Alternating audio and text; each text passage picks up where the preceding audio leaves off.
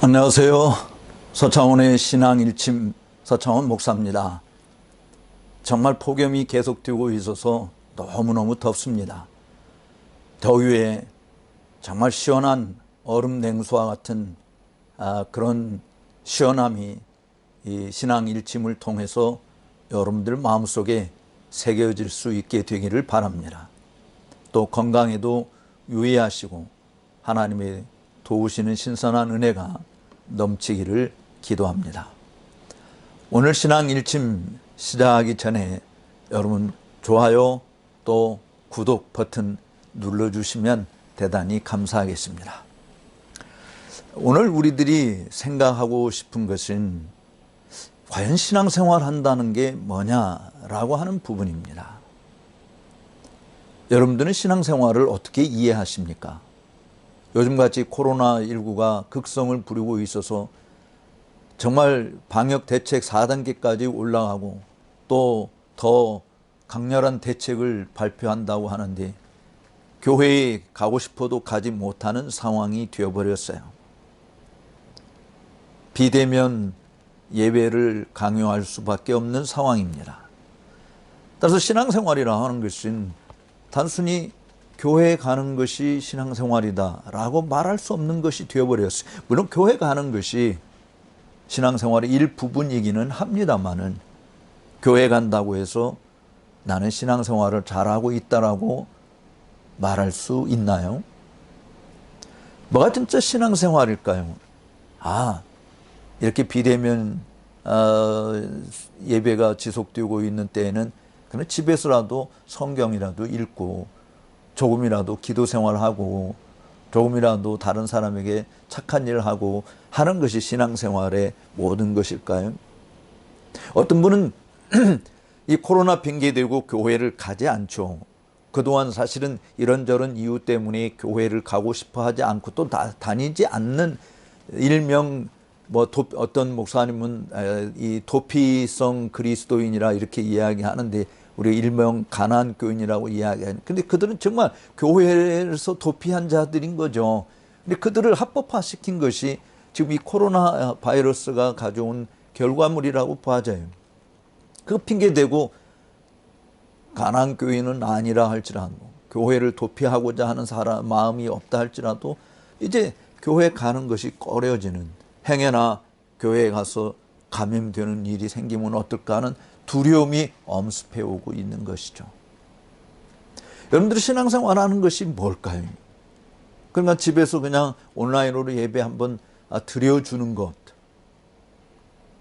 또 성경 그저 가끔 읽어보는 것, 그리고 우리가 필요할 때 기도하는 것, 그것이 신앙생활의 모든 것일까요? 신앙생활은 시간 여유가 있으면 할 수 있고 여유가 없으면 안 해도 되는 그런 부분은 아닙니다. 그러니까 액세서리처럼 필요하면 달고 다니고 필요 없으면 떼어버리고 갈 수 있는 그런 액세서리와 같은 것이 신앙생활의 전부라고 말할 수 없겠죠. 그렇다고 한다면 신앙생활이 뭘까요?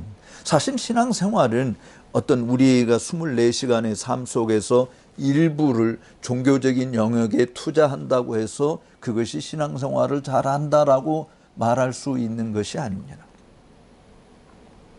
예를 들어서 불교의 스님들은 그들은 믿음 생활을 어떻게 할까요? 그들은 일정한 시간 동안 한 모퉁이에서 그저 불경을 외우고 또 자기 수도 생활을 하는 거 그 자체가 신앙생활의 전부인가요? 아니잖아요. 그들은 온통 24시간이 그야말로 종교적인 교훈에 몰두해서 사는 것이지 않습니까?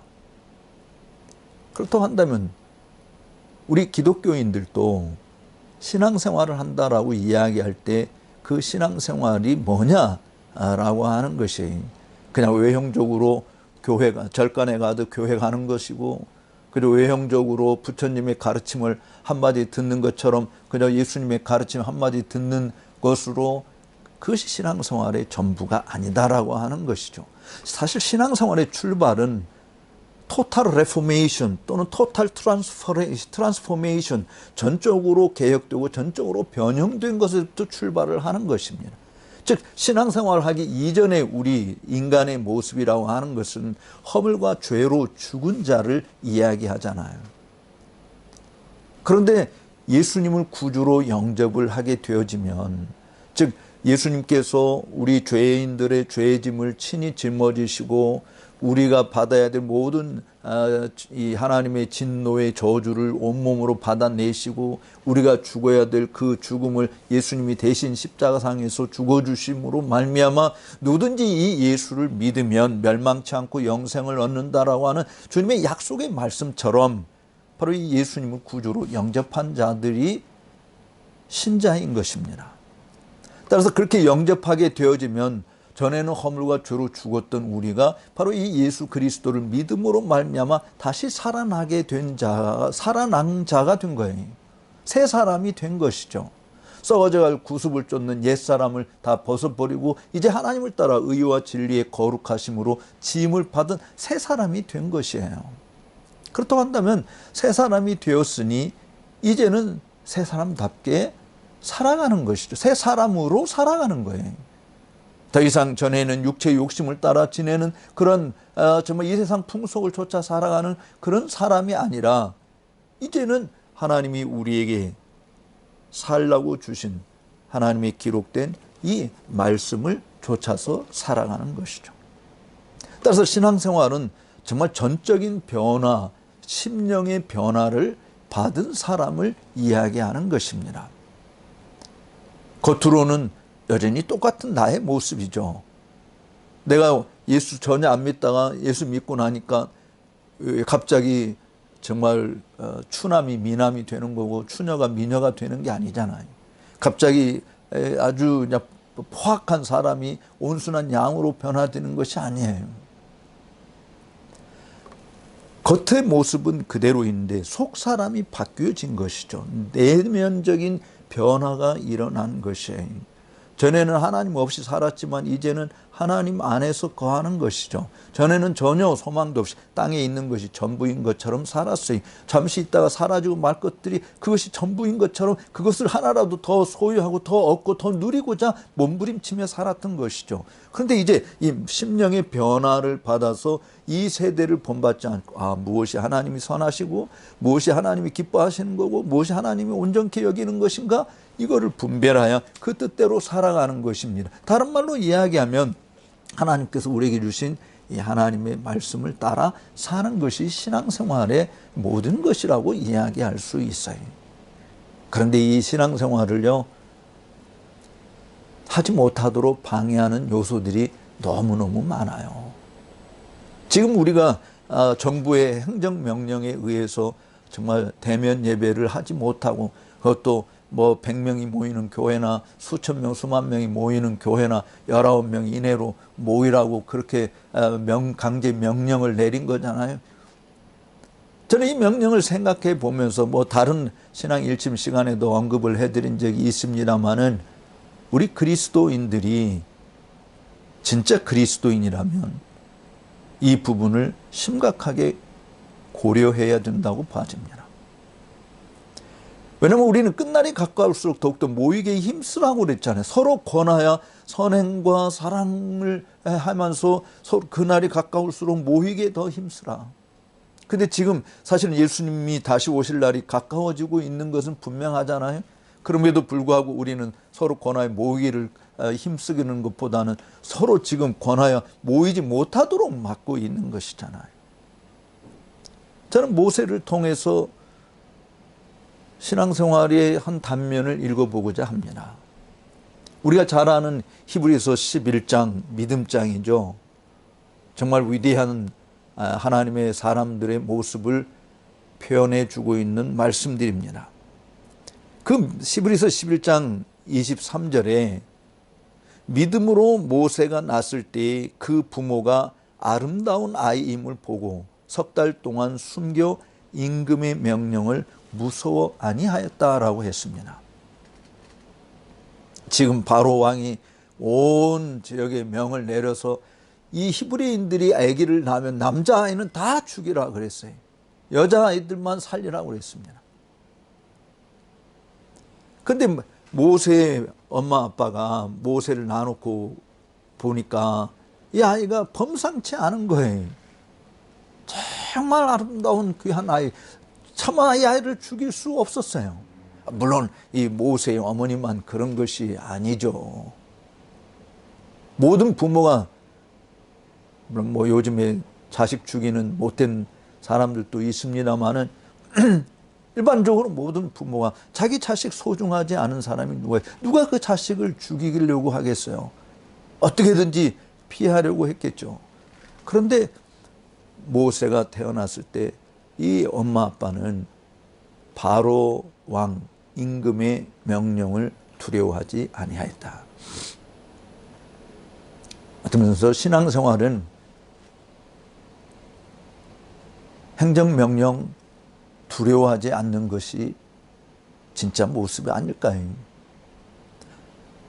존 버녀는 이렇게 이야기했습니다. 우리가 잘 아는 천리역정을 쓰신 분이잖아요. 그는 정말 감옥에도 가고 엄청난 핍박을 받았던 목사님이셨는데, 그가 이렇게 이야기했어요. 최악의 순간에 좋은 그리스도인들이 어떠한 사람인지 발견이 된다라고 했습니다. 정말 신앙생활하기 어려운 그런 환경, 역경 속에서 내가 진짜이냐 아니냐라고 하는 것을 구분할 수 있는 것이 되는 것이죠. 어떤 의미에서 모세를 낳은 엄마가, 아빠가 바로 왕의 명령을 두려워해서 정말 모세를 죽였다고 한다면, 물론 하나님은 또 다른 사람을 통해서 이스라엘 백성들을 구원하는 일을 하셨을지 모르겠지만 출애굽의 역사는 일어나지 않았을 수도 있죠. 그런데 임금의 명령을 두려워하지 않은 것입니다. 다니엘은 어떻습니까? 그는 포로로 잡혀갔죠. 그렇지만 하나님의 특별한 은혜로 다니엘은 높은 자리에 올라서서 정말 엄청난 권세를 휘두를 수 있는 그런 사람이 되었어요. 그런데 바로 이 다니엘은 느부갓네살 왕이 금신상을 만들어서 모든 사람들이 그 금신상에게 절하지 않으면 다 죽인다. 어명을 내렸음에도 불구하고 그 사실을 알고도 두려워하지 않고 창문을 열어놓고 예루살렘을 향해서 하루에 3번씩 기도했던 모습을 봅니다. 전에 그가 예루살렘에서 누렸던 성전을 출입하고 하나님을 경배했던 일들은 더 이상 할 수 없는 상황이었지만 그는 그 성전을 사모하면서 그 예루살렘을 향하여 하루에 3번씩 하나님 앞에 기도하는 모습을 보인 것이죠.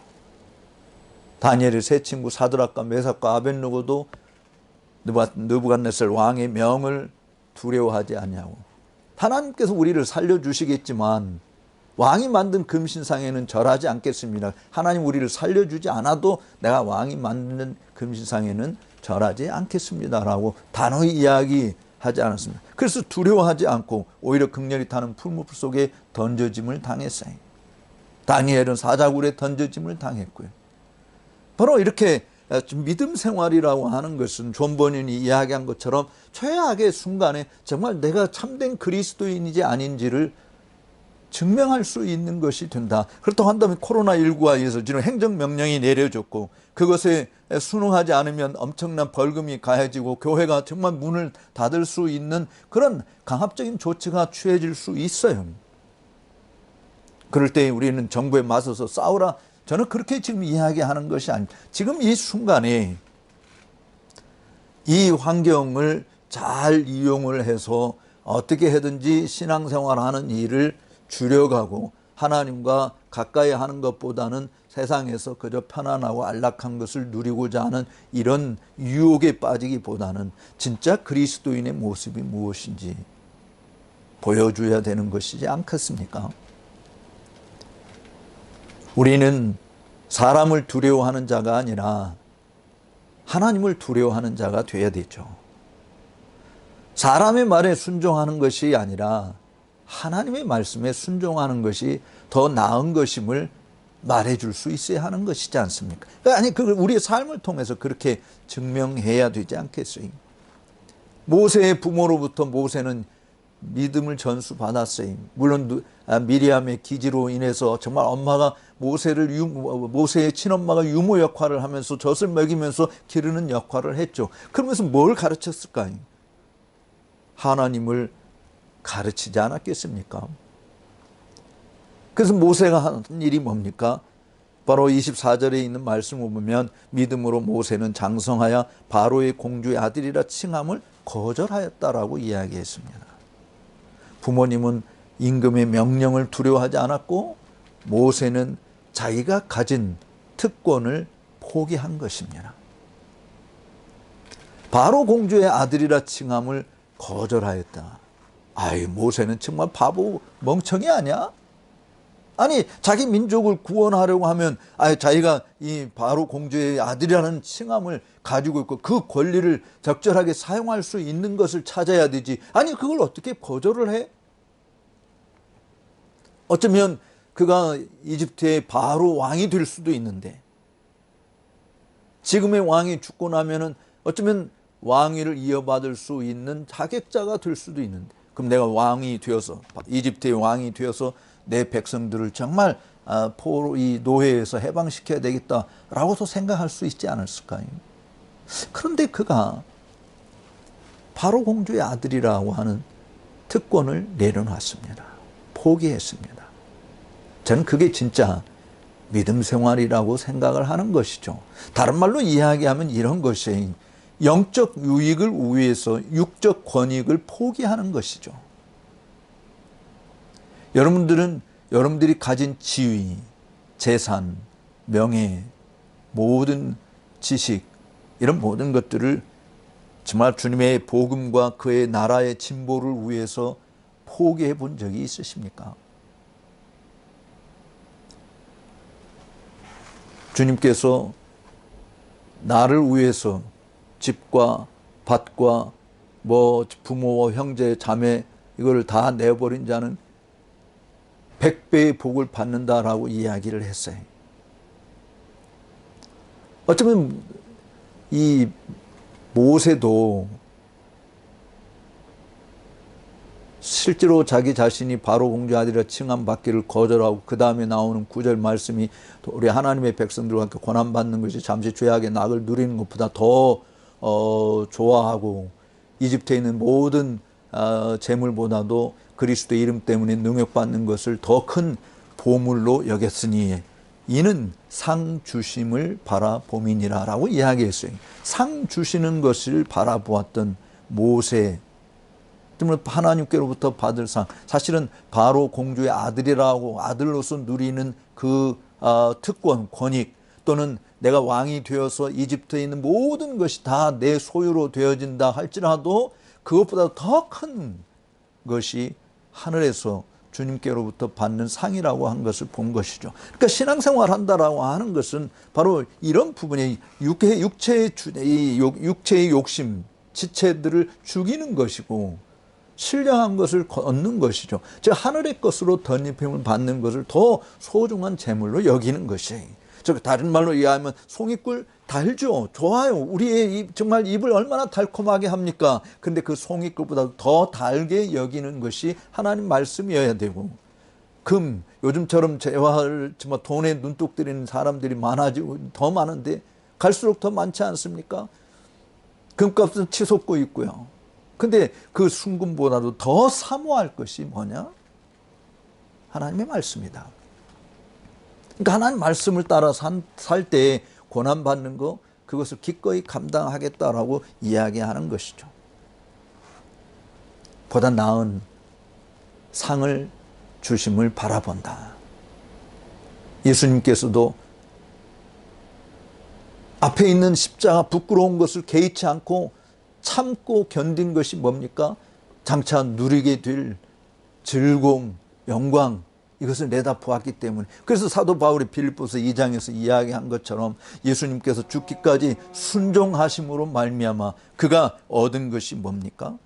모든 이름 위에 가장 뛰어난 이름을 받게 되었고 모든 족속이 다 그를 주라 시인하고 그 앞에 무릎 꿇게 되어지는 정말 존귀를 주님께로부터, 하나님께로부터 받은 것이죠. 우리 그리스도인들은 모든 것이 지나가는 형적에 불과한 이 땅에 있는 것을 집착하며 사는 것이 아니라 하나님으로부터 받을 그 상을 내다보며 땅에 있는 모든 것을 분토만토 못한 것으로 간주할 수 있는, 그래서 내가 마땅히 누릴 수 있는 권리지만, 내가 가진 권리이지만, 대한민국 시민으로서 또는 그리스도인으로서 내가 가질 수 있는 육적 권리가 분명히 주어져 있는 것이지만 그 권리를 보다 더 나은 것을 위해서, 하늘에서 받을 상을 위해서 기꺼이 포기할 수 있는 사람, 그것이 참된 신앙의 모습이다라고 하는 것이죠. 내가 내 돈 들여서 놀러 갈 수도 있고, 내가 내 돈 들여서 좋은 집 살 수 있고, 내가 내 돈 들여서 좋은 차 살 수 있고, 좋은 옷 살 수 있어, 입을 수 있어요. 그런데 주님을 위해서 그런 것들을 포기할 수 있을 때, 포기할 기회가 찾아왔을 때 기꺼이 내려놓을 수 있는, 내 욕심에 이끌리지 아니하고 하나님의 말씀에 순응하며 살 수 있는 그런 것이 신앙생활의 맛이지 않겠는가라고 하는 것이, 바로 그런 사람을 볼 때 세상이 감당치 못하는 사람이 되는 것이죠. 사랑하는 우리 형제 자매 여러분, 정말 그리스도 예수 안에서 참된 믿음의 길을 온전히 걸을 수 있게 되기를 바랍니다. 신앙생활은 액세서리가 아닙니다. 우리의 삶의 모든 것입니다. 내 사고방식, 내 라이프 스타일, 내 자신의 언행, 내 모든 품행이 다 사실은 하나님의 말씀에 의해서 새롭게 형성되어져 가는 것이 바로 이게 신앙생활인 것이죠. 그래서 육체의 욕심에 이끌려 사는 그런 사람들과 달리 우리는 성령의 소욕을 좇아서 성령의 열매를 좋아하는, 맺으며 살아가는 그런 자가 되는 것입니다. 그렇게 할 때 하늘에서 받을 상이 있습니다. 아니, 그 상이 어떤 것이든 사실은 주님과 함께 한다라고 하는 것처럼 유익한 것이 어디 있습니까? 가장 온전한 것이 어디 있겠어요? 바로 하늘에서 영광스러운 주님과 함께 더불어 영원히 함께하는 그날을 내다보고, 아브람과 이삭과 야곱도 부자지만 텐트 치고 산 이유가 보다 나은 성, 도성을 바라보았다라고 하는 것이지 않습니까? 우리들도 그 성에 들어가기를 힘쓰며 하나님께 충성스러운 믿음 생활을 감당할 수 있게 되기를 주님의 이름으로 축복합니다. 다음 시간에 또 찾아뵙겠습니다. 감사합니다.